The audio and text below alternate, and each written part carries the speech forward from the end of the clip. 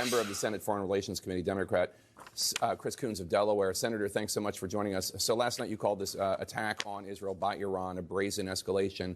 We're now learning that Israel intends to respond. That's according to an Israeli official. What are your thoughts on the latest? What's your view on what would be appropriate or inappropriate for Israel to do in response, if anything? Well, I think would be most appropriate for the Congress to do in response is for Speaker Johnson to put on the floor tomorrow the supplemental that was passed by the Senate by a broad bipartisan majority and promptly send it to President Biden. That will send a strong signal by funding Israel, humanitarian support, Ukraine, Taiwan, making it clear that after months of dithering, the House will act. What I think Israel should do is pause for the moment, consult with its close allies and partners, assess the damage and the activity, and then decide what is the most appropriate response. President Biden has forcefully engaged in this region ever since October 7th to try and avoid escalation to a regional war. As you just heard from Christian, we must be mindful that last Sunday was 6 months in captivity for the hostages being held by Hamas. My hope would be that this remarkable display of an effective and forceful defense of Israel by Israel and several critical regional partners and allies will give them the room to make a deliberate and considered response in terms of their next steps forward. Who are the critical regional allies and partners? Did Jordan and Saudi Arabia and any other countries willingly participate, not just allowing the U.S. and Israel to shoot down drones and missiles, but did they do anything beyond that?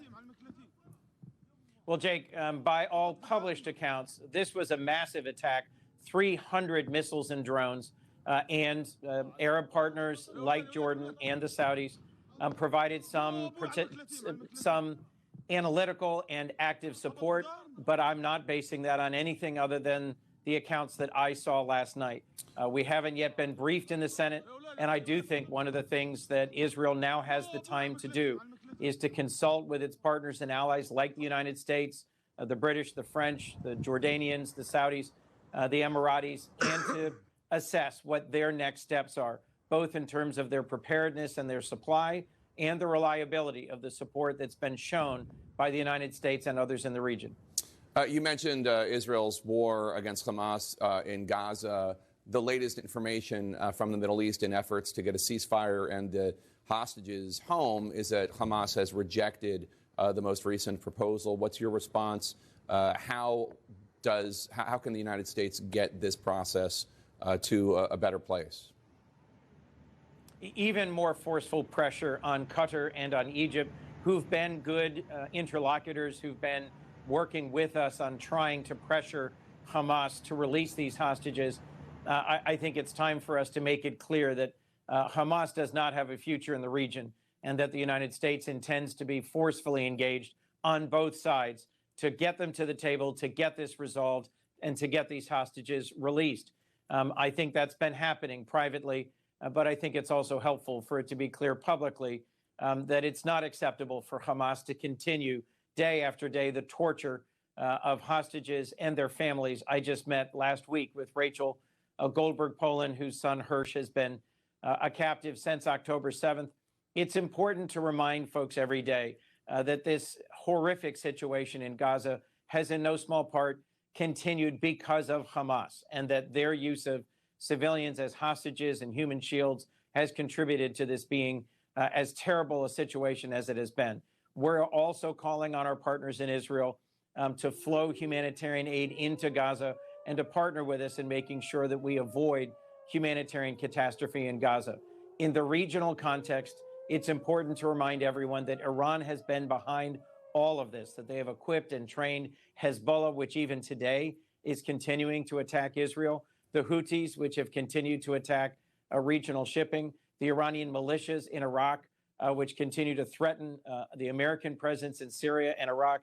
So coming up with a way to de-escalate tensions, to defend Israel, and to resolve the conflict in Gaza is the hard and important work that President Biden is leading today. What do you make of the argument that the only way to get attacks like this to stop is with a military response, a powerful military response? I'm not saying this is my view, but that is a view out there. Certainly, Senate Minority Leader Mitch McConnell is out there saying that Biden needs to do more to match his. Let me get the exact language. Well, it's along the lines. Oh, here it is. Sorry. He said that it's time for Biden to, quote, match words with actions. What's your response to those who say if you want to get Hezbollah and Hamas and the Houthis in Iran to stop attacking, to de-escalate, the response can't be diplomacy, it has to be military? Well, I was also struck that Senate Leader McConnell, Republican Leader McConnell, in that same statement, urges Speaker Johnson to put the Senate pass supplemental on the floor tomorrow.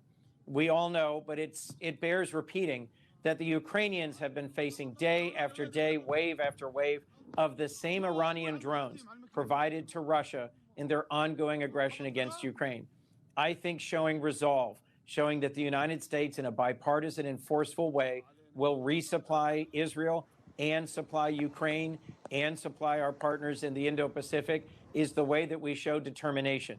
I think we should take a breath and analyze what the consequences might be of an attack back on Iran by Israel or of any other escalation. So I understand that there are those who think that's the only way for us to restore deterrence.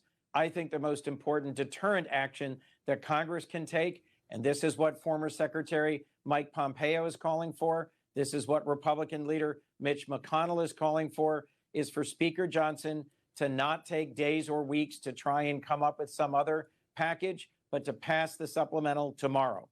All right, Senator Chris Coons of Delaware, thanks so much, sir.